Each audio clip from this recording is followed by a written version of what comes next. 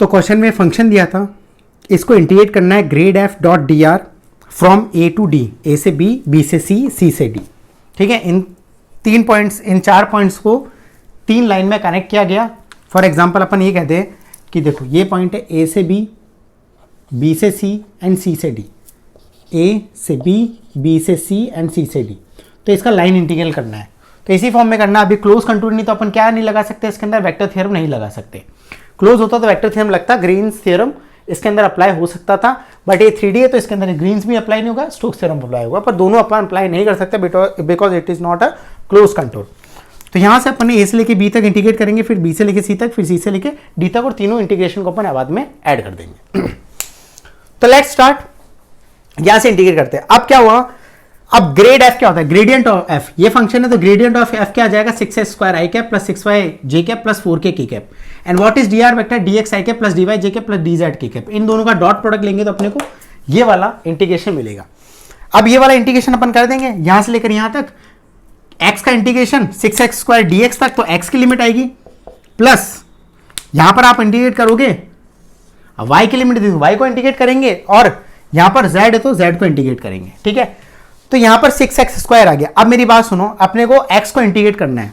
देखिए इधर ध्यान से देखिए, पूरे में वैसे भी देख सकते हैं, ऐसे भी देख सकते हैं। अब देखो -3 से 2 जा रहा है, बहुत ध्यान से देखना, शॉर्टकट भी बता रहा हूं साथ साथ ही। -3 से 2 तक हम इंटीग्रेट कर देंगे x को, -3 से लेके 2 तक, बहुत ध्यान से सुनना। -3 से -3, a से b जा रहे हैं, -3 से -3, 2 से 2, नो चेंज इन y में कोई चेंज नहीं आया क्योंकि -3 से -3 पे गए, और z में भी कोई चेंज नहीं आया 2 से 2। तो अपन इंटीग्रेट करते भी y और z को, अगर फर्स्ट इसको 4 पार्ट में तोड़ेंगे, 3 पार्ट के अंदर, a से लेके b से, b से लेके c, c से लेके d, अगर अपन करेंगे भी y को इंटीग्रेट, तो मेरा y में कोई चेंज ही नहीं आ रहा, -3 से 3 जा रहा है, -3 से -3 जा रहा है, तो कोई चेंज आएगा नहीं, तो उसका इंटीग्रेशन भी 0 हो जाता है। फॉर एग्जाम्पल अगर मैं बोलूं कि x dx को इंटीग्रेट करो 2 से लेके 2 तक, कितना इंटीग्रेट कर लो भाई, एक्स स्क्वायर बाय 2 आएगा, लिमिट डालो 2 से लेके 2 तक, क्या आएगा, 0 ही आएगा। तो ये वाला कंसेप्ट इसके अंदर आ जाता है कि यार अपन कितना इंटीग्रेट कर दो, अगर लिमिट में चेंज नहीं हो रहा तो हमारा इंटीग्रल पार्ट क्या हो जाता है, 0 ही हो जाता है। तो ये एक फंडा अपन लेके चलेंगे। तो पहला अपन कर रहे हैं, ये इसको आप फर्स्ट इंटीग्रेशन बोल दो, टोटल को फर्स्ट बोल दो, तो फर्स्ट के अंदर क्या होगा, dy में कोई चेंज नहीं, dz में कोई चेंज नहीं, तो सिर्फ ये इंटीग्रेट होगा -3 से लेके 2 तक। अगर ये इंटीग्रेट होगा -3 से लेके 2 तक, इसको क्या कर देंगे, 6x स्क्वायर, तो 6x क्यूब बाय 3, तो 2x क्यूब, तो 2x क्यूब में लिमिट डाल देंगे अपन -3 से लेके 2, और ये अपने को क्या रिजल्ट देगा, 8, 2 बाहर निकाल दो, 8 माइनस प्लस 27, तो 27 प्लस 8 इंटू 2 अपने को क्या रिजल्ट दे देगा, यहां से सीधा सीधा नॉर्मल इंटीग्रेशन है, इधर अपन देखेंगे तो ये अपने को रिजल्ट देगा 70, राइट, यहां पर अपने को रिजल्ट आ जाएगा 70, सिंपल। अगर अपन सेकंड में जाते हैं, सेकंड में जाइए, अब क्या इंटीग्रेट करेंगे, अब हमारा अगर हम b से लेके, ये तो था integration a to b, second में जाओ b टू c इंटीग्रेट कर रहे हैं अब अपन, है ना, सेकंड वाले पार्ट को। अब सेकंड वाले पार्ट में b से लेके c, देखो x अपना कांस्टेंट है 2 से लेके 2, पर y -3 से लेकर 6 तक, -3 से 6, तो -3 से लेकर 6, बहुत ध्यान से सुनते रहना। और z क्या हो रहा है, फिर से लेकर 2, तो हमारा इस पॉइंट में क्या हो जाएगा, x 0 हो जाएगा, x पार्ट dx में कोई चेंज नहीं आ रहा है, dy में चेंज आ रहा है, dz में कोई चेंज नहीं आ रहा, तो इधर सीधा क्या रखेंगे, 6y dy, सिंपल सा लॉजिक है। तो जब b से लेके अपने इंटीग्रेट करा, b से लेके c तक, -6 से लेके 3, 6y, इसको इंटीग्रेट करेंगे तो क्या मिलेगा अपने को, 3y स्क्वायर, -3 से लेके 6, जब इसकी वैल्यू अपन निकालेंगे तो इसकी वैल्यू क्या मिलेगी, बताइए, 36 - 9 ब्रैकेट में इंटू 3, मतलब ये ले लो, 36 - 9 क्या मिला, 27 इंटू 3 विच इज 81, तो अपने को 81 देगा। थर्ड जाओ, अगर थर्ड अपन पार्ट पे जाते हैं, फॉर एग्जांपल सी से लेके डी तक का इंटीग्रेशन करते हैं, यहां कर लेते हैं, यहां स्पेस अपने पास में। अगर अपन जाते हैं सी से लेके डी तक का इंटीग्रेशन करो, सी से लेके डी में क्या कांस्टेंट और क्या वेरी कर रहा है, देखो x 2 से लेके 2 तक मतलब dx 0, 6 से लेके c तक मतलब dy भी 0, 2 से लेके -1, क्योंकि यहां से यहां जा रहे हैं तो 2 से -1 होगा इंटीग्रेशन, तो 2 से -1 किसका, dz का, और यहां क्या आ रहा है 4, क्योंकि बाकी दो तो 0 हो गए। अब यहां पर क्या आ जाएगा, 4z आ जाएगा इज इक्वल टू 4z 2 से लेके -1। अब ये क्या हो गया बताइए, 2 से लेके -1, ठीक है। अब इसको जब करेंगे तो यहां पर क्या आ जाएगा, 4 इंटू -1 -2, तो ये -12। मैंने आपको क्या बताया था, अगर इंटीग्रेट करना है तो a से लेके b से लेके c एंड c से लेके d, तीनों को अपन ऐड कर देंगे। तीनों को ऐड कर देंगे तो क्या आ जाएगा, 70 प्लस 81 माइनस 12, तो आपने क्या रिजल्ट देगा 139। Okay, 139 is our correct answer. Simple question है, गेट 2019 ई में पूछा गया था। Let's come to the next question. अब ये IN गेट 2019 में क्वेश्चन जो आया था उसने क्या बोला था, A vector B vector and C vector they all vector are mutually perpendicular to each other. तो A vector B vector C vector तीनों परपेंडिकुलर, ए के बी वेक्टर परपेंडिकुलर, बी से सी वेक्टर परपेंडिकुलर, सी से ए vector perpendicular, तीनों perpendicular है। अब किसी दो वेक्टर का परपेंडिकुलर वेक्टर फाइंड करना तो आप क्या निकालते हो, क्रॉस प्रोडक्ट। फॉर एग्जांपल अगर मैं ए क्रॉस बी करता हूं, ए वेक्टर क्रॉस बी वेक्टर करता हूं, तो आपको एक वेक्टर मिलता है परपेंडिकुलर वेक्टर, यहां से आप लेते हो तो सी वेक्टर आपको मिलता है ना। वही सी वेक्टर आप ऐसे कैलकुलेट करोगे। और उसने क्या बोला कि इस सी वेक्टर के पैरेलल कौन सा वेक्टर है, वो चारों ऑप्शन से फाइंड करो। सिंपल सा क्वेश्चन है। अगर हम ए क्रॉस बी निकालते हैं, ए क्रॉस बी कैसे निकलता है, ए क्रॉस बी कैसे निकलता है, डिटरमिनेंट आई जे के, ए वेक्टर में 1 2 5 कोएफिशिएंट आ जाते हैं, 1 2 5 एंड क्रॉस बी वेक्टर 1 2 -1 1 2 -1। अब इसका आप जब डिटरमिनेंट लेते हो तो क्या मिलेगा, is equal to I cap -2 -10, ठीक है, माइनस जे कैप -1 -5, ठीक है, प्लस के कैप लोगे तो आपको क्या मिलेगा 2 -2 विच इज 0। तो is equal to A cross B vector, जो परपेंडिकुलर वेक्टर आपको निकल के आ रहा है उसको मैं सी वेक्टर मान सकता हूं, इसी को अपन सी वेक्टर भी बोल सकते हैं। तो C vector is equal to -12 I cap and +6 J cap. अब इस सी वेक्टर के पैरेलल कौन सा वेक्टर है, बहुत ध्यान से देखेंगे अपन। कोई भी चीज पैरेलल, मतलब एक मेरी बात सुनो, वहां से अपन कैसे भी दो वेक्टर्स पैरेलल होते हैं तो उसके ये और ये में सिर्फ आप यहां से करते हो, यहां से कांस्टेंट निकालते हो, देखते हो कि आई और जे के कोएफिशिएंट किसके साथ मैच कर जाएंगे आपके। कॉमन निकालने के बाद अगर यहां से मैं कॉमन निकालता हूं, यहां से मैं -6 कॉमन निकाल सकता हूं। इसमें से मैंने जब -6 कॉमन निकाला तो मेरे को क्या वेक्टर मिल गया, 2 आई कैप -j कैप, ठीक है, इतना मैंने कॉमन निकाल दिया। अब वेक्टर के अंदर क्या होता है, ये कॉमन पार्ट आप किसके साथ मैच कर लो, ये कॉमन पार्ट जिसके साथ भी मैच कर रहा है वो आपका पैरेलल वेक्टर हो जाता है। सिंपल सा लॉजिक है, कॉन्सेंस को कोई मतलब नहीं। तो ये पार्ट किससे मैच करता है, अपना ऑप्शन सी से। तो बस ये अपना option C is my correct answer. तो इसका आंसर क्या हो गया, ऑप्शन सी। तो ये क्वेश्चन है एमई गेट 2019 1 मार्क्स। आपको पी कोऑर्डिनेट दिया 20 × 10 20,10। तो ये डिस्टेंस कितना हो गया, यहाँ से ये ओरिजिन है 0,0, यहाँ से डिस्टेंस कितना हो गया 20 और यहाँ से ये हाइट कितनी होगी 10 जो कि दे रखी है। अब अगर आप पाइथागोरस थ्योरम लगाएंगे तो 10 स्क्वायर प्लस 20 स्क्वायर ये कितना मिलेगा आपको, कितना मिलेगा 10√5, ठीक है, विच इज √500 आप करेंगे 10 आपको कुछ नहीं करना। OQ का अगर ये थीटा से घुमा है 30 डिग्री तो भाई ये OP का जो रेडियस है ये रेडियस इस रेडियस के बराबर होगा OQ के। OP का रेडियस R है, OQ का रेडियस भी R ही होना चाहिए, मतलब ये 10√5 चेंज नहीं हो सकता, मतलब OQ की ये वाली लेंथ भी कितनी होगी, कितनी होगी 10√5। क्या बात क्लियर हुई, ये 10√5 भी 10√5 होना चाहिए। अगर अब अपन चारों ऑप्शन में क्या चेक करेंगे, चारों ऑप्शन अपन चेक करेंगे कि यार कौन सा ऑप्शन मैच कर रहा है जिसका कोऑर्डिनेट का, जैसे फॉर एग्जांपल यहां पर x दिया है और ये y दिया है, ये x और y फाइंड करना है तो आपको ये समझ में आना चाहिए कि x² + y² आपका निकल के 10√5 ही आना चाहिए, या फिर आप ये कह दो x² + y² हमको क्या देना चाहिए 500 देना चाहिए। अगर ये जिससे मैच कर जाएगा वही आपका आंसर हो जाएगा, सिंपल सा। तो इसके अंदर आप देखोगे दो ऑप्शन मैच करते हैं which is B and D. अब बी और डी ऑप्शन में आप हटाओगे तो इसको इजी सॉल्व ट्रिक बता रहा हूं किस तरह करेंगे। तो आप ये तो कह सकते हो कि बी और डी में से एक ऑप्शन होगा, उसमें भी आप इवेल्युएट कर सकते हो। लेट सपोज इसको मैं x मानूं और ये वाली हाइट हो गई मेरी y, ठीक है, ये हाइट मेरी y हो जाएगी। तो यहां से आप जब इसको 30 डिग्री रोटेट कर दोगे तो आपको ये बात तो समझ में आता है कि हमारा 20 से डिक्रीज होकर x ये बन गया और 10 से इंक्रीज होकर y मेरा बन गया, और यहां से भी समझ में आता है कि x मेरा लेस देन y होना चाहिए। अब बी और डी ऑप्शन में देखो कि कौन सा एक्स मेरा लेस है वाई से, विच इज ऑप्शन डी, और ऑप्शन डी आपको क्या देता है 12.32 कॉमा 18.66।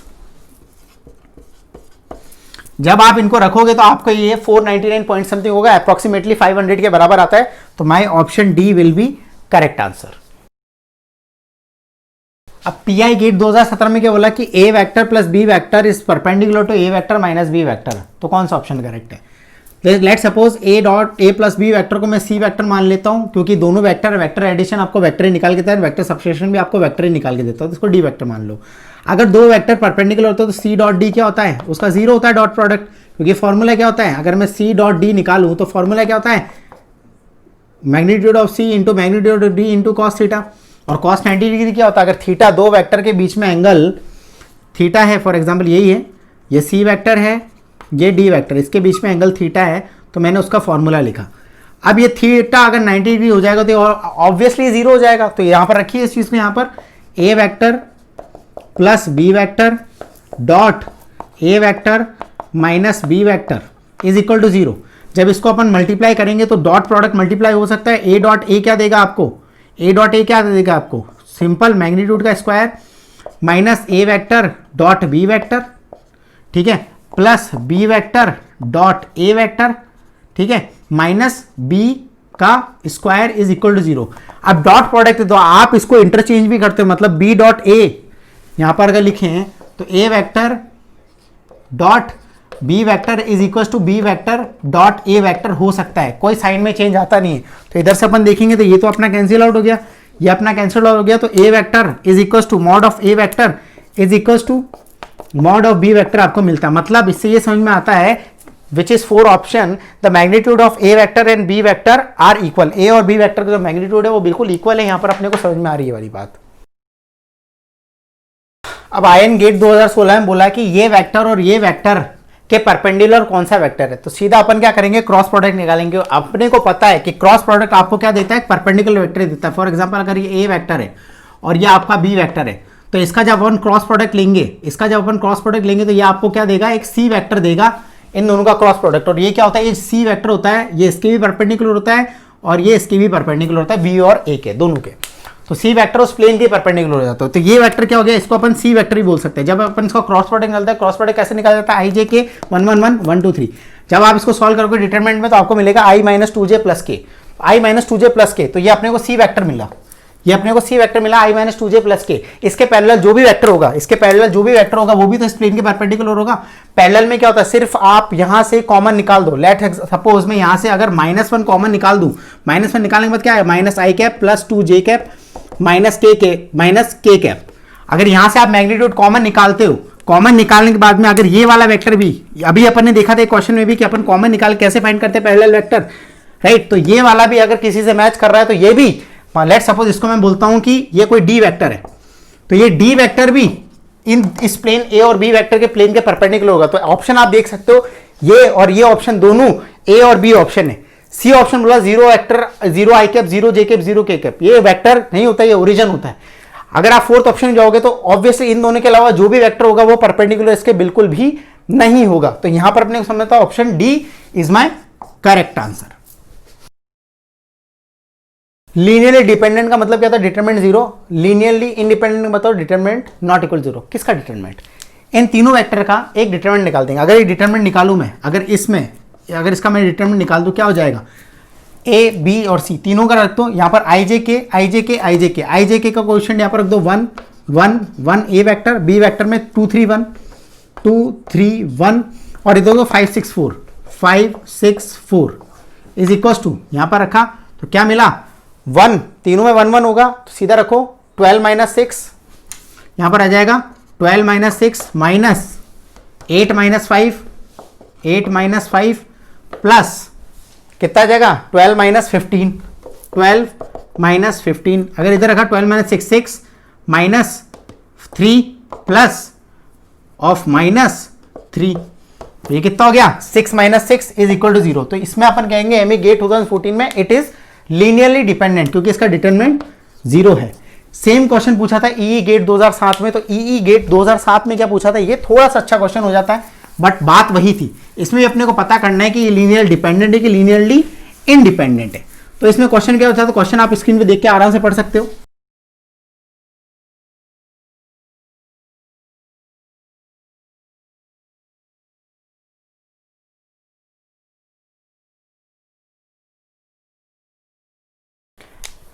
तो यहां पर आपको दिया है कि डिटरमिनेंट, अगर डिटरमिनेंट, वही बात है, डिटरमिनेंट अगर जीरो आ गया तो linearly dependent, not equal to zero है तो डिटरमिनेंट लीनियरली इंडिपेंडेंट।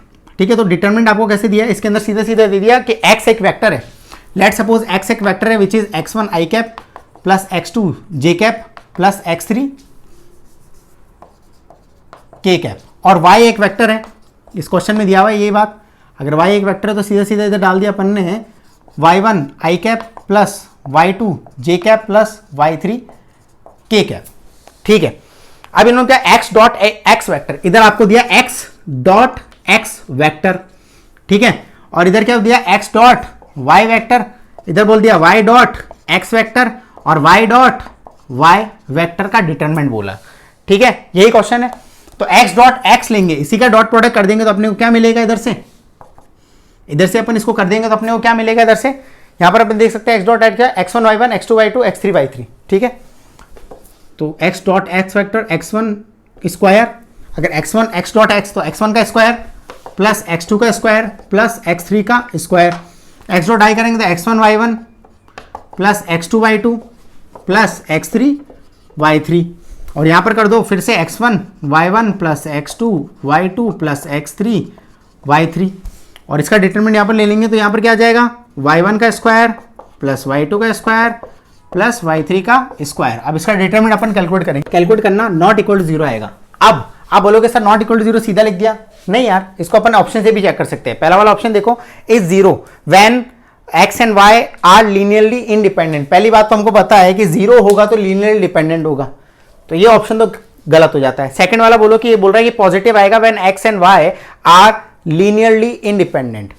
ठीक है, लीनियरली इंडिपेंडेंट होगा तो कुछ नंबर आएगा, पॉजिटिव नेगेटिव हमें नहीं पता, जो भी नंबर आएगा भाई लीनियरली इंडिपेंडेंट होता है, तो सेकंड ऑप्शन अपना करेक्ट होगा। अब ये गेट 2014 में ये फॉर्मूला बहुत अच्छा पढ़ा है कि del dot phi of A क्या होता है, del phi dot A vector minus phi of del dot A vector. ठीक है, phi into del dot F vector, phi of del dot A vector. अब del dot F of F into V, F of F V vector कितना दिया हुआ question में, ये वाला दिया हुआ है, और वी वेक्टर भी क्वेश्चन में दिया हुआ। आपको क्या पूछा है, आपको क्या पूछा है इस क्वेश्चन के अंदर, पूछा आपको ये है, इस क्वेश्चन में आपको पूछा है V vector dot gradient of F, यही पूछा है। अब मेरी बात बहुत ध्यान सुनना, फॉर्मूला तो यही लगेगा, ये मेरा ये फाई से मैच कर दो, ये इसको ये वेक्टर से मैच करा दो, ये चीज हमारा फॉर्मूला निकल के आता है। सीधा सीधा सिंपल समझ में आता है कि डेल डॉट वी वेक्टर निकालो और ये आपको फाइंड करना है, यही तो चीज आपको फाइंड करनी है इस क्वेश्चन में। तो ये निकालो, इधर ऐड कर दो इसके साथ में। अब देखो कैसे निकलता है, पहले डेल डॉट वी निकालना पड़ेगा, तो यहां से अपन जब इसको पिक करेंगे, जब यहां से मैंने इसको पिक किया डेल डॉट वी वेक्टर को, क्या हो जाएगा यहां से पिक करने के बाद में, इधर से डेल डॉट वी वेक्टर क्या आएगा, सिंपल निकाल के देखना है, जीरो आएगा। क्यों जीरो आएगा कि do by do X of Y, do by do Y of Z and do by do Z of X, भाई साहब सब जीरो है, zero plus zero is equal to zero, तो ये मेरा टर्म ही जीरो हो गया। जब ये मेरा टर्म जीरो हो गया तो इधर से ये चीज समझ में आती है कि यार कि del dot F dot V vector मेरा एक्चुअली इसके बराबर है। अब मैंने बोला कि सर ये और ये तो अलग अलग चीज है, नहीं बेटा अलग अलग नहीं है। Del of F vector dot V vector, अपन वेक्टर को इंटरचेंज करते, साइन में कोई चेंज नहीं आता, तो इसको इंटरचेंज कर देंगे तो बात तो ही पड़ जाएगी। तो हम ये कह सकते हैं कि V vector into del dot F actually में क्या हो गया, यही वाला टर्म हो गया जो अपने गिवन है, X square Y plus Y square Z plus Z square X, which is option A, जो कि हमको ऑप्शन ए क्वेश्चन में दे रखा है। तो जैसा कि आपने देखा गिवन डेटा इन गेट 2012 दिया हुआ है मॉड ऑफ ए वेक्टर्स के are to the power n, तो r square x square plus Y square plus Z square होता है, एन फाइंड करना है del dot A vector is equal to zero. अब डेल डॉट ए वेक्टर के लिए अपन को क्या फाइंड करना है, ए वेक्टर। तो ए वेक्टर कैसे फाइंड करेंगे अपन, ए वेक्टर कुछ नहीं होगा, ये जो होता है मॉड ऑफ ए वेक्टर लिखना है, और जो जिसका मतलब फॉर एग्जांपल के तो कांस्टेंट है, अगर आर की पावर एन है तो कुछ नहीं करोगे, इसके साथ आप मल्टीप्लाई कर दोगे आर वेक्टर अपॉन आर। ठीक है, आर वेक्टर अपन आर मल्टीप्लाई करके आप ए वेक्टर फाइंड कर देते हो। अब ए वेक्टर अपने को फाइंड करते हो, फॉर्मूला अपने को पता है, जैसा कि for example del dot phi into Z vector, तो इसका फॉर्मूला क्या होता था याद करो, इसका फॉर्मूला हो जाएगा del of phi dot Z vector plus phi into del dot Z vector, right. ये वाला फॉर्मूला होता था, ये मैंने आपको फॉर्मूला अभी पहले भी बताया था कि ये वाला फॉर्मूला बहुत ज़्यादा इंपॉर्टेंट है, इस फॉर्मूले को आपको याद करना है।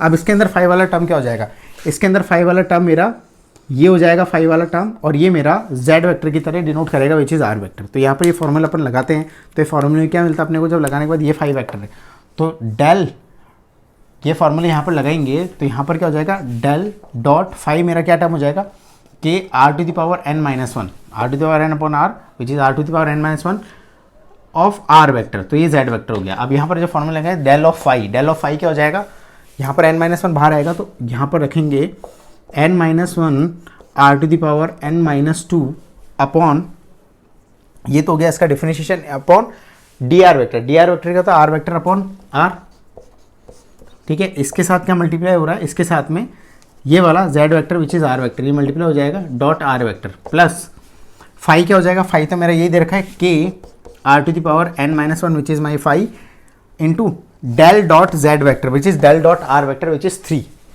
राइट। अब इसी को जीरो करना है, क्वेश्चन में क्या बोला, डेल डॉट ए वेक्टर, और ए वेक्टर ही मेरा क्या है, यही तो मेरा ए वेक्टर है। अब इसी को जीरो करना है, मतलब यहाँ पर इक्वल टू जीरो, और कौन सी n की वैल्यू पे जीरो होगा, लेट्स चेक। तो यहाँ पर अपन ने इसको कैलकुलेट किया तो यहाँ पर क्या हो जाएगा, r फिर से जाएगा तो ये क्या हो जाएगा, यहाँ से r हटा और ये क्या हो जाएगा R to the power n minus three, इससे कोई फर्क नहीं पड़ता, right. And r dot R vector क्या हो जाएगा, r dot R vector R square हो जाएगा। अभी आर स्क्वायर हो गया, और R square into R to the power n minus three cut के क्या हो जाएगा, R to the power n minus one, right. अब यहाँ से अपन k कॉमन निकाल देंगे, यहाँ भी k था, यहाँ भी तो k था, राइट। यहाँ से अपन k लगा, अब यहाँ से k R to the power n minus one common निकाला, k R to the power n minus one अपन ने कॉमन निकाला तो क्या बचा, n minus one plus three is equal to zero, ठीक है। तो यहाँ से क्या हो गया, ये चीज़ अपन जीरो पुट कर देंगे तो n plus two is equals to zero, तो यहाँ से n की वैल्यू कितनी आ गई, n equals to minus two is my answer of this question. तो कौन सा ऑप्शन करेक्ट है गेट 2012 का, विच इज ऑप्शन ए।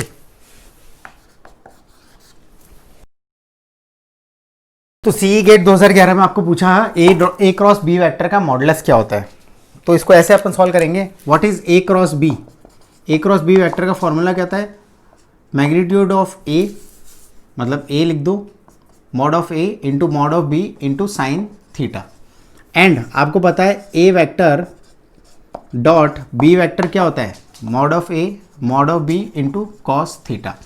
अभी इक्वेशन 1 है, ये इक्वेशन 2 है, दोनों को स्क्वायर करके ऐड करो तो ए क्रॉस बी वेक्टर का होल स्क्वायर, ठीक है, plus A vector dot B vector का square is equals to sine square theta plus cos square theta is equals to 1। तो यहाँ पर अपन रखेंगे तो ये हो जाएगा ए स्क्वायर बी स्क्वायर, राइट। तो इसके बाद इस क्वेश्चन में क्या पूछा गया, actually mod of A vector और मॉड ऑफ बी वेक्टर का क्रॉस प्रोडक्ट का स्क्वायर पूछा था। तो यहाँ पर आ जाएगा, तो यहाँ पर जब अपन लेके जाएंगे उस तरफ तो यहाँ पर क्या आ जाएगा, इज इक्वल्स टू, यहाँ पर इक्वल टू लगाएंगे और ये आ जाएगा ए square B square minus A vector dot B vector का होल स्क्वायर। अब यही ऑप्शन किसके साथ मैच कर रहा है अपना, ए square B square minus A vector dot B vector का स्क्वायर विच इज ऑप्शन ए। अब इस क्वेश्चन में ये वेलोसिटी वेक्टर फील्ड दिया है फ्लो का और उसके अंदर वोर्टिसिटी पूछी थी। वोर्टिसिटी का फॉर्मूला क्या होता है, it's nothing but a curl of V vector, और कर्ल ऑफ वी वेक्टर क्या होता है, आई जे के, ठीक है, do by do X, do by do Y and do by dough Z, right. उसके बाद में क्या, यू वी डब्ल्यू रख दो, 2xy minus x square Z 0। तो यहाँ पर जब इसको सॉल्व करेंगे तो आई कैप क्या आ जाएगा, is equal to I cap into 0 minus x square which is plus x square, del by do Z of x square z which is x square minus j times कितना आ जाएगा, 0 minus 0, right, 0 minus 0 plus k cap कितना आ जाएगा, minus 2xz minus 2x, तो ये आ जाएगा minus 2xz minus 2x। अब एट पॉइंट 1,1,1 मतलब एक्स वाई जेड तीनों 1 दिया है तो यहाँ पर अपन इसको कर देंगे 1 रखेंगे तो ये आ जाएगा आई कैप माइनस इधर 1 1 रखेंगे तो माइनस 4 के कैप। तो यही मेरा आंसर है इस क्वेश्चन का विच इज ऑप्शन डी।